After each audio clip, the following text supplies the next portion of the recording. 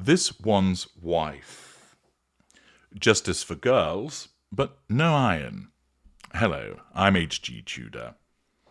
Archie and Lilibet are busy making their own milkshakes because Ma and Pa are elsewhere in Canada, once again staying away from them.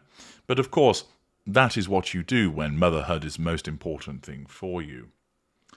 People.com, one of the supine publications, is engaged in the production of another PR puff piece to demonstrate that the saint, this one's wife, has moved amongst mere mortals to bring succour and to soothe their fevered brows. This time she has turned up at a charitable organisation to flex her philanthropic credentials. Jana Flam writes, "This one's wife returns to Justice for Girls in Vancouver to hear personal struggles for justice from teens.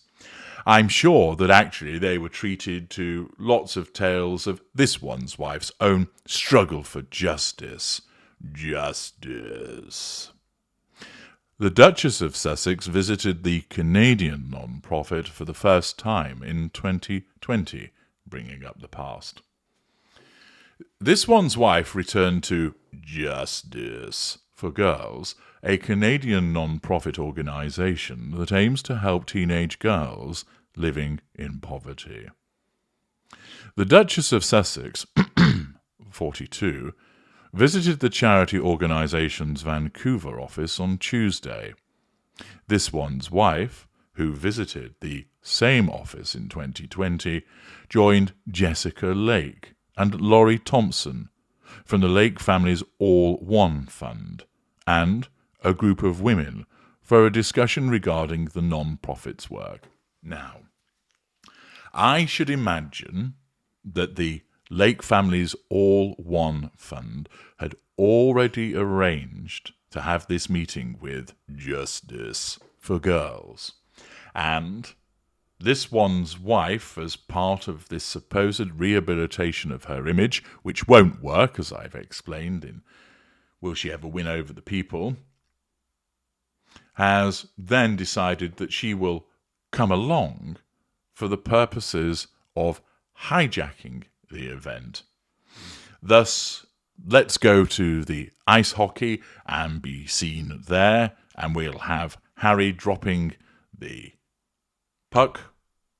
This one's wife will do her usual seal impression, clapping away in the crowd. And then what else can we get her to go to? Oh, apparently she visited this non-profit back in 2020. Let's have a go. Oh, hang on a second. There's already a meeting taking place involving Jessica Lake and Laurie Thompson from the Lake family's All One Fund. Well, can't we just shoehorn her in there, suggests WME. Okay, let's do that. And thus, she just elbows her way into an already arranged meeting and piggybacks off the hard work of other people, which is the parasitic lifestyle that she adopts. Justice for Girls was created to advocate for teenage girls' health and well-being who live in poverty, as well as work to provide access to equality, freedom from violence, and colonialism, per the organisation's official site. I wasn't aware that colonialism was so rampant in Canada still, but there we are. General Wolfe there at Quebec, engaging in some rampant colonialism a couple of 100 years later. The non-profit shared the news of this one's wife appearance in an Instagram post, highlighting key moments from her visit. One of the key moments that didn't occur was the use of an iron, as you can see that this one's wife wearing an outfit which looks really like a pair of pyjamas, with the trousers which are far too long, so I dare say they will have hoovered up some dust and dirt as she shuffled along. But also, there's a complete absence of the use of an iron once again, creases galore in what she wears. You might ask, does she not look in the mirror before she heads out in what she wears? Well, the answer is absolutely she does. But the distortion field that is her narcissism means that she is unable to see that she doesn't particularly look good in what she's wearing, or, for instance, that it's heavily creased. She doesn't look and think, oh dear, this is really creased. Ah, fuck it, I'll wear it anyway. She just simply doesn't see that there's a problem there because her narcissism blinds her to it. That's how it functions. The puff piece continued by explaining a feminist advocate from a young age herself, namely, the way to get through life is to find a rich and prominent man and marry him and then become only known as a consequence of the marriage. The Duchess was keen to chat with two of our teen interns to discuss their personal struggles for justice.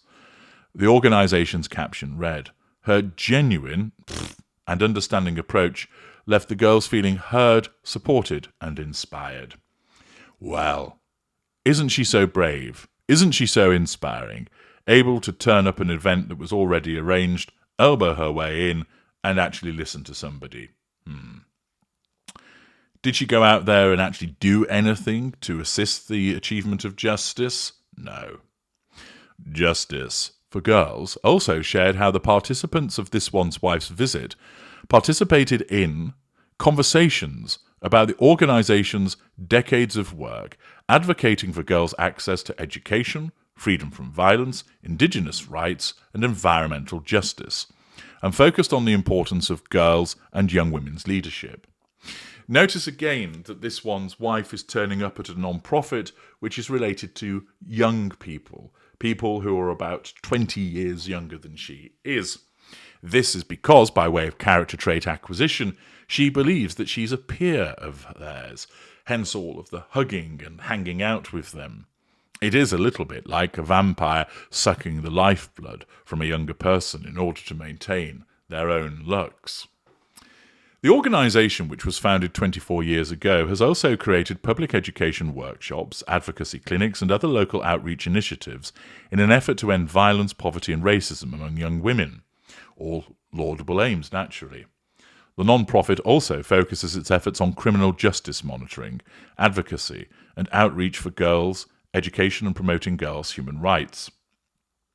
During the Duchess of Sussex visit in 2020, bringing up the past, the group gifted her with a gold and diamond whale tail pendant that had been donated by local jeweller Holly Bartlett, a member of the Heisler tribe.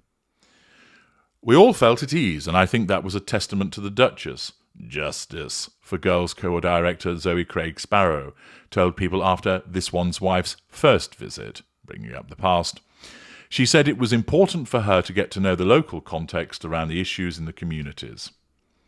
Justice for Girls co-founder Annabelle Webb shared the organisation's intent, adding, "When we set up the organisation, we made sure that it was with young people themselves who were saying, these are the things that we need support on, and these are the things that are keeping us down and have pushed us onto the streets or into prisons or into increasing conditions of poverty and violence."